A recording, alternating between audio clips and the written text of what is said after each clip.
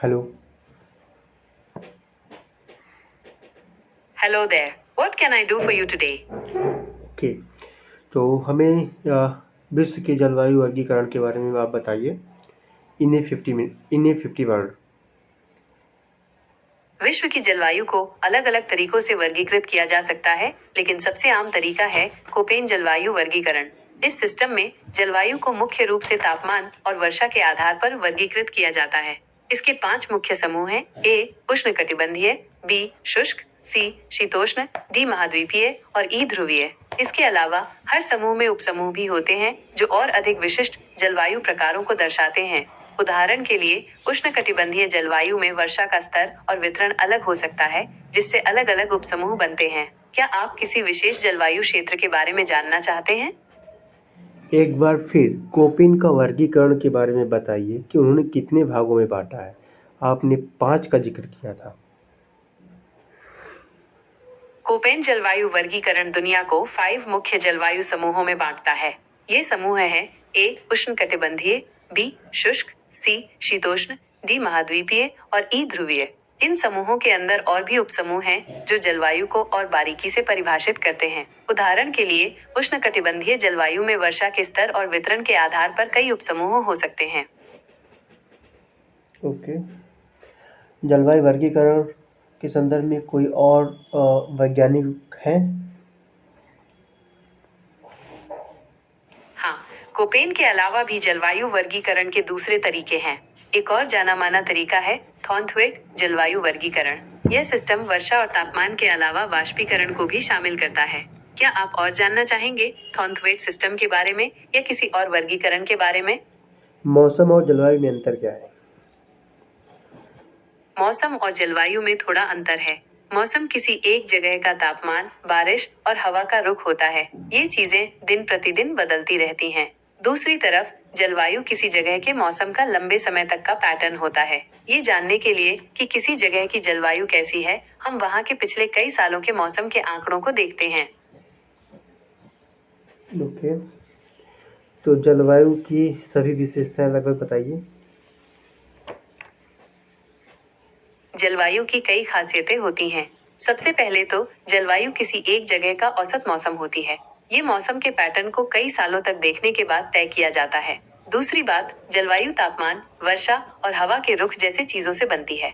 जलवायु की एक और खासियत ये है कि ये धीरे धीरे बदलती है। इसका मतलब है कि जलवायु में बदलाव देखने के लिए हमें कई साल इंतजार करना पड़ सकता है। वैसे हाल ही में जलवायु तेजी से बदल रही है, जिसकी वजह इंसानों की वजह से हो रही प्रदूषण है। क्या केवल इंसानों की वजह से हो रही प्रदूषण ही है, कोई अन्य कारण और नहीं है? जी हाँ, इंसानों की वजह से होने वाला प्रदूषण काफी हानिकारक है। हमारी कारें, फैक्ट्रियां और बिजली बनाने के तरीके बहुत सारी हानिकारक गैसें छोड़ते हैं। ये गैसें धरती के तापमान को बढ़ा रही हैं, जिससे मौसम में बड़े बदलाव आ रहे हैं। इससे तूफान, बाढ़ और सूखा जैसी प्राकृतिक आपदाएं भी बढ़ रही हैं। प्रदूषण की वजह से हमारी सेहत पर भी बुरा असर पड़ रहा है, जैसे सांस लेने में तकलीफ और बीमारियां होना। क्या पृथ्वी की अवस्थिति उसके घूर्णन से पृथ्वी का जलवायु परिवर्तन नहीं हो रहा है? जी हाँ, पृथ्वी के संसाधनों का गलत इस्तेमाल भी जलवायु परिवर्तन का एक बड़ा कारण है। रुकिए जब रुकिए हम रुकिए जंगलों को रुकिए। काटते हमने पूछा क्या पृथ्वी के घूर्णन की वजह से और जो घूर्णन की गति में धीमी आई है उसकी वजह से क्या यह परिवर्तन नहीं हो रहा है, केवल मानव प्रदूषण ही कारक है एकमात्र? आपने एक अच्छा सवाल पूछा है। पृथ्वी का घूमना धीमा हो रहा है, लेकिन इसका जलवायु परिवर्तन से सीधा संबंध नहीं है। पृथ्वी के घूमने की गति में बदलाव का कारण यह है कि ध्रुवों की बर्फ पिघल रही है और भूमध्य रेखा के पास का पानी बढ़ रहा है। हालांकि मानव गतिविधियां जलवायु परिवर्तन का मुख्य कारण हैं। हमारी कारें, फैक्ट्रियां और बिजली बनाने के तरीके बहुत सारी हानिकारक गैसें छोड़ते हैं। ये गैसें धरती के तापमान को बढ़ा रही हैं, जिससे मौसम में बड़े बदलाव आ रहे हैं। इसलिए यह कहना सही नहीं होगा कि पृथ्वी के घूमने की गति में बदलाव ही जलवायु परिवर्तन का एकमात्र कारण है। मानव गतिविधियां अभी भी सबसे बड़ा कारण है। तो इन मानव गतिविधियों को कैसे ठीक किया जा सकता है, क्या कुछ सुझाव दे सकते हो आप? मानव जनित प्रदूषण को कम करने के लिए कई चीजें की जा सकती हैं। सबसे पहले हमें स्वच्छ ऊर्जा के इस्तेमाल को बढ़ावा देना होगा, जैसे कि सौर और पवन ऊर्जा। दूसरा, हमें ज्यादा से ज्यादा पौधे लगाने चाहिए, क्योंकि वे कार्बन डाइऑक्साइड को अवशोषित करते हैं। तीसरा, हमें रिसाइकलिंग और कचरा कम करने पर ध्यान देना चाहिए। आप व्यक्तिगत तौर पर भी चीजें कर सकते हैं, जैसे कि सार्वजनिक परिवहन का इस्तेमाल करना, कम सामान खरीदना और बिजली कम बर्बाद करना। ओके, तो ये जो सौर ऊर्जा है, नवीकरणीय ऊर्जा है, क्या ये मानव संसाधन के लिए ऊर्जा की आवश्यकताओं को पूरा कर सकते हैं? हाँ, सौर ऊर्जा एक नवीकरणीय ऊर्जा है। इसका मतलब है कि ये कभी खत्म नहीं होती। सौर ऊर्जा सूरज की रोशनी से बनती है, जो कि एक मुफ्त और कभी खत्म न होने वाला संसाधन है। सौर ऊर्जा से बिजली बनाने के लिए सौर पैनल का इस्तेमाल किया जाता है। ये परंतु पैनल सूरज की रोशनी को बिजली में ये नहीं बताना है, ये बताना है कि सौर ऊर्जा जो है, क्या मानव के लिए पर्याप्त ऊर्जा दे पाएगी? क्योंकि सूरज की रोशनी केवल दिन में रहती है, रात में नहीं। तो इसका उत्तर क्या है? क्या मानव की आवश्यकता हेतु जो ऊर्जा है, रात्रि में कैसे पूरा होगी? जब आप दिन के समय सौर ऊर्जा का यूज़ करेंगे, तो रात में कहाँ से ऊर्जा पाएंगे?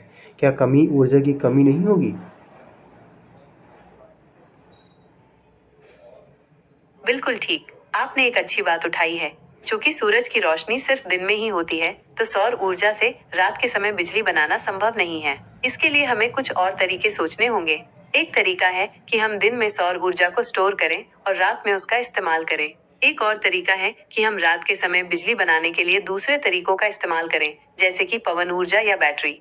तो सौर ऊर्जा मानव जाति की जरूरतों को पूरी तरह से पूरा नहीं कर सकती, लेकिन ये एक अच्छा शुरुआती कदम है। हमें दूसरे विकल्प भी तलाशने होंगे, ताकि हमें हमेशा के लिए बिजली मिलती रहे। मानना पड़ेगा, आपने दूसरा विकल्प जो सुझाया है अच्छा है, परंतु यह वायु की गति पर निर्भर करेगा कि पवन ऊर्जा आप वो कर पाए। और दूसरा तर्क ये है कि जो बैटरी जो जो सुरक्षा चाहिए, जो मतलब ऊर्जा को भंडारण करने की क्षमता वाली बैटरियाँ बहुत सारे देशों के पास नहीं है, वो कैसे करेंगे? वो नवीकरणीय ऊर्जा को कैसे अपना पाएंगी? वो सौर ऊर्जा को कैसे स्टोर कर सकती हैं? और जो पहला तर्क था, पहला लॉजिक था पवन ऊर्जा के संदर्भ में, तो पवन ऊर्जा जो है, वो पवन ऊर्जा कैसे काम पवन ऊर्जा तो वायु की गति पर निर्भर करती है, मौसम आदि घटनाएं हो जाएंगी। इसके कारण देश की अर्थव्यवस्था में कमी आ सकती है। तो ये हो गया ना कि एकदम प्रकृति के ऊपर निर्भर हो गए हम। तो जब प्रकृति के ऊपर हमारी निर्भरता अधिक हो जाएगी, है ना, फिर तो वो मतलब अर्थव्यवस्था को एक प्रकार से प्रकृति आपकी कंट्रोल करेगी। क्या आप इस तर्क से सहमत हो?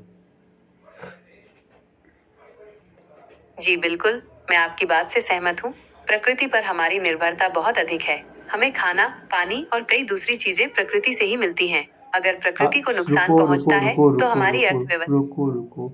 हमने हमारा क्वेश्चन ये नहीं था। हमारा क्वेश्चन सीधे शब्दों में कहूँ तो जो आपने तर्क दिए थे कि सौर ऊर्जा का रात्रि में एक वैकल्पिक विकल्प हो सकता है कि स्टोरेज करने की क्षमता सभी देशों के पास नहीं है। ऊर्जा भंडारण की क्षमता हमारे पास सीमित है। और दूसरा, पवन ऊर्जा आपने विकल्प बताया, वो भी रात्रि के समय।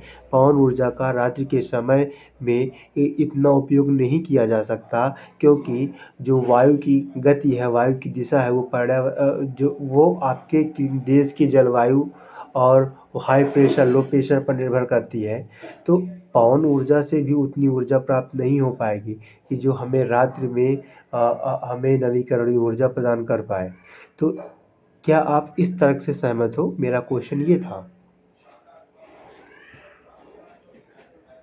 हाँ, आपने बिल्कुल सही कहा। सौर और पवन ऊर्जा दोनों के अपने फायदे हैं, लेकिन दोनों के साथ चुनौतियां भी हैं। सौर ऊर्जा के लिए स्टोरेज एक बड़ी समस्या है और पवन ऊर्जा हवा की गति पर निर्भर करती है, जो हमेशा स्थिर नहीं रहती। इसलिए मैं आपकी बात से सहमत हूँ कि इन दोनों विकल्पों में अभी भी कुछ सीमाएं हैं। हमें इन चुनौतियों को दूर करने के लिए और रिसर्च करने और नए तरीके खोजने की जरूरत है। तो नए विकल्प क्या है वो? उन नए विकल्पों को भी तो अभी के बताओ। लिए परमाणु ऊर्जा को जी आपकी बात से सहमत हूँ। सौर और पवन ऊर्जा दोनों के साथ ही चुनौतियां हैं। सौर ऊर्जा को रुकिए स्टोर रुकिए करना रुकिए अभी रुकिए भी रुकिए मुश्किल है रुकिए। और पवन वो सौर ऊर्जा और पवन ऊर्जा में उतनी क्षमता नहीं है, ये तो हो गई, ये बात हो गई। अब उसके बाद जो नए विकल्प हैं उनके बारे में तो आप बताइए, नए विकल्प क्या हो सकते हैं? तो कुछ नए विकल्पों पर काम चल रहा है। एक है हाइड्रोजन ईंधन कोशिकाएं। ये कोशिकाएं हाइड्रोजन और ऑक्सीजन को मिलाकर बिजली बनाती हैं। एक और विकल्प है भूतापीय ऊर्जा। ये पृथ्वी के भीतर की गर्मी से बिजली बनाती हैं। ये दोनों ही विकल्प अभी काफी महंगे हैं, लेकिन भविष्य में ये हमारे लिए अच्छे विकल्प बन सकते हैं। तो मानव की ऊर्जा आवश्यकता पूर्ण कैसे होगी? क्योंकि ये दोनों भी महंगे हैं, उन पर मतलब इतनी ज़्यादा निर्भरता हो नहीं सकती, क्योंकि वो हमारे पास उतने आर्थिक संसाधन नहीं है कि बैटरियों को में उसमें ऊर्जा स्टोर की जाए जी, है ना? सौर ऊर्जा को सीमित कर देता है। वायु को, वो वायु की दिशा निर्धारित करेगी, वायु की गति निर्धारित करेगी कि आपके उस मतलब रात्रि के समय वो ऊर्जा जो है ना, उसका उपयोग किया जा सके। तो अन्य विकल्प क्या हैं ऊर्जा को भंडारित करने के, ऊर्जा अ, की आवश्यकता को पूरा करने के? उसके संदर्भ में क्या कुछ आप जानते हैं, बताइए? ऊर्जा की जरूरत पूरी करने के लिए कई विकल्प हैं। सबसे पहले परमाणु ऊर्जा एक अच्छा विकल्प हो सकता है। ये बड़ी मात्रा में बिजली पैदा कर सकती है और काफी स्थिर भी है। हालांकि इसके साथ जोखिम भी जुड़े हुए हैं। दूसरा विकल्प हाइड्रोजन ईंधन कोशिकाएं हैं। ये ये कोशिकाएं आपने बता हाइड्रोजन दिया, और ऑक्सीजन को ये आपने बता दिया हाइड्रोजन ईंधन कोशिकाएं हैं, और वो जो हाइड्रोजन और ईंधन के जुड़ने से, और ठीक है ना? लेकिन ये कॉस्टली बहुत ज़्यादा है। लेकिन जो परमाणु ऊर्जा है, परमाणु ऊर्जा में जो चुनौतियाँ हैं उसमें जान माल की हानि होती है, प्लस आपका जैसे आपने वो सुना होगा, क्या कहते हैं, अच्छा वो बताओ, परमाणु ऊर्जा के परमाणु ऊर्जा किन किन मतलब तत्वों से बनाई जा सकती है ना? यूरेनियम और थोरियम, हाँ, थोरियम और यूरेनियम, है ना? उनकी स्थिति सीमित है। तो परमाणु उन स्थित जो जो सीमित स्थिति है, तो उनको कैसे पूरा किया जा सकता है ऊर्जा आवश्यकता की पूर्ण करने के लिए? यूरेनियम और थोरियम की मात्रा सीमित है, ये सच है। लेकिन इसके लिए कुछ विकल्प हो सकते हैं। एक तरीका है परमाणु कचरे को फिर से इस्तेमाल करना। इस कचरे में भी यूरेनियम और थोरियम होता है, जिसे निकालकर फिर से ऊर्जा बनाने के लिए इस्तेमाल किया जा सकता है। दूसरा विकल्प है नए तरह के रिएक्टरों को विकसित करना, जो यूरेनियम को ज्यादा कुशलता से इस्तेमाल कर सके।